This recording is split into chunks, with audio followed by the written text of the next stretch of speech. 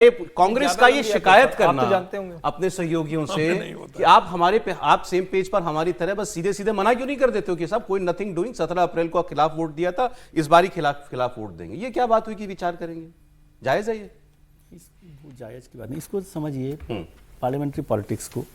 17 अप्रैल को जो हुआ उससे बड़ी ताकत तो विपक्ष को और कांग्रेस को नहीं थी। यदि उस दिन से वो इस कैंपेन को सस्टेन करते और जैसे अमित शाह ने 20 दलों को 20 एमपीज को इधर बुला लिया, ऐसे वो और जो पार्टीज थी एनडीए की उनको भी तो इधर शामिल कर सकते थे। जो इतना बड़ा झटका 12 साल में 14 साल में नरेंद्र मोदी सरकार को नहीं लगा, वो आपने लगा दिया, तो उस ताकत को आपको मूवमेंट को बनाना चाहिए था ना, बरकरार रखना था। भाई जो डिलिमिटेशन पर आप खिलाफ हैं, हम उससे सहमत हैं कि नहीं है वो अलग इशू है, तो आपको उसके लिए कम से कम अपने से जो विपक्ष के लोग हैं उनको एकजुट रखते और दूसरा नए लोगों को भी उसमें शामिल करते, तो वो 54 से 90 हो जाते। और फिर इस सरकार की हिम्मत नहीं होती कि वो इसको कैसे लाए। सर किसको शामिल करते? जीतन राम मांझी को करते हैं या चिराग पासवान को करते हैं? कौन आता? सीरियस नोट पे बात, वोट पड़े थे उतने तो इंटैक्ट, कम से कम वो तो इंटैक्ट रहते, पहली बात। और फिर इस दौरान क्या कांग्रेस ने विपक्ष के नेता के तौर पर, मतलब सबसे बड़ी पार्टी के तौर पर कोशिश की कि भाई अपने दलों को, अपने जो परिवार है अपोजिशन का, उसको इंटैक्ट रखा, उनको कन्विंस किया कि भाई क्या परेशानी है। उसके लिए एक मौका उनको पहले ही, मतलब एक वार्निंग के तौर पर कांग्रेस में मिल गई थी, जब कुछ दलों ने उस दिन जब ये गिरा था तब कहा था कि 50% पर यदि आप इंक्रीज कर लेंगे यूनिफॉर्म तरीके से तो हम इस पर सपोर्ट कर सकते हैं। तो इसका मतलब कांग्रेस को ये अंदेशा, केसी वेणुगोपाल ने बोला था, हाउस में बोला था, अमित शाह ने तभी तो जवाब दिया था कि मैं 1 घंटे में लिखवा के दे दूंगा आप अगर सहमत हो तो। हाँ, क्लैरिटी उनके घर में नहीं है। नहीं वो नहीं है, मैं तो बात बता रहा हूँ कि भाई आप उस पर काम करते ना। अब बीजेपी ने जो काम कर लिया कि उसने अपना नंबर बढ़ा लिया, जो वो तो एक बड़ा झटका था, उसको नहीं किया है। और ये जो बात वो कर रहे हैं 50% वाला, तो उनको एक अमेंडमेंट या एक सुझाव भी देना चाहिए था अपने सहयोगी दलों को और देश को कि वो कैसा डिलिमिटेशन चाहते हैं। क्या वो डिलिमिटेशन नहीं चाहते? क्या वो पॉपुलेशन? ये है मेन मुद्दा। कांग्रेस और इन पार्टियों के रुख में जो अंतर है वो ये है, कांग्रेस ने डिलिमिटेशन को बनाया मुद्दा। महिला आरक्षण से प्रॉब्लम नहीं है, डिलिमिटेशन नहीं होने देंगे। और ये इन सारे दलों को अब डिलिमिटेशन में प्रॉब्लम दिखनी बंद हो गई है। नहीं, वो उसमें मूल अंतर है। उसमें एक बड़ा काम हुआ ना, आप समझिए थोड़ा सा, ये बहुत सीरियस इशू है। अमित शाह जी ने एक बड़ा काम कर दिया जिस पर विवाद हो रहा था नॉर्थ वर्सेस साउथ में, पॉपुलेशन को लेकर, कि जितनी ज़्यादा पॉपुलेशन उतना बड़ा डिलिमिटेशन, उतने नंबर आपके पास पड़ जाएंगे। इसको लेकर साउथ का और नॉर्थ ईस्ट का सबका विरोध था, तो उनका इसको एक यूनिफॉर्म 50% कर देते हैं। तो एक जो बड़ा लॉजिक था वो खत्म हो गया आपके पास।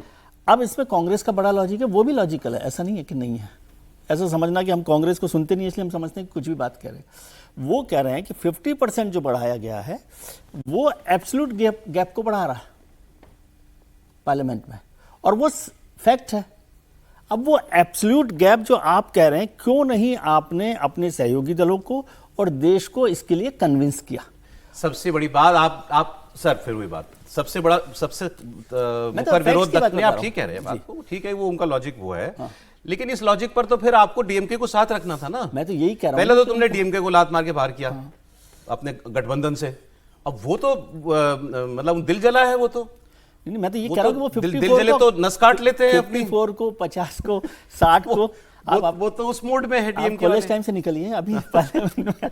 हाँ सर, देखिए किसको दोष देंगे राहुल गांधी? अब देखिए, सबसे पहले तो राहुल गांधी पर ही बात होनी चाहिए और कांग्रेस पार्टी पे बात होनी चाहिए। ये पूरी तरीके से अनडेमोक्रेटिक है कि आप सीटों की संख्या बढ़ाने के लिए आप बुलडोज कर रहे हैं।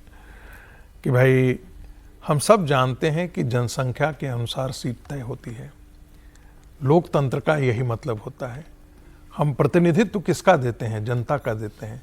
तो ऐसा तो होना नहीं चाहिए थी कि एक कंस्टिट्यूएंसी में एक व्यक्ति जो है वो 25 लाख का प्रतिनिधित्व करे और दूसरी कंस्टिट्यूएंसी में 5 लाख का प्रतिनिधित्व करे। ऐसा तो होना नहीं चाहिए। लेकिन इस तर्क को भी, साउथ नॉर्थ डिवाइड न हो, इस तर्क को भी मान करके सरकार ने कहा कि अक्रॉस द बोर्ड हम सब, अक्रॉस द स्टेट्स हम 50% करते हैं। तो इसलिए सबसे पहला जो घटिया तर्क दिया गया कांग्रेस पार्टी से, वो साउथ और नॉर्थ को डिवाइड करने की कोशिश, देश को बांटने वाली ये बात है।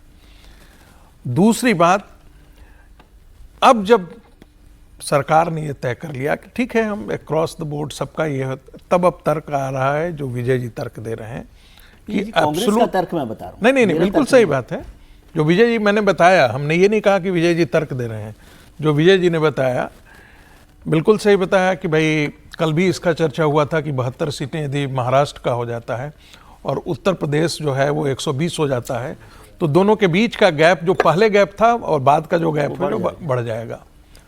तो कांग्रेस पार्टी को डर ये है कि भारतीय जनता पार्टी को सत्ता में आने से के लिए साउथ की संभवतः जरूरत ही नहीं पड़ जाए, वो अपना उत्तर पश्चिम और नॉर्थ ईस्ट से काम चला ले, और इसने में भारतीय जनता पार्टी डर यहाँ है कांग्रेस पार्टी का।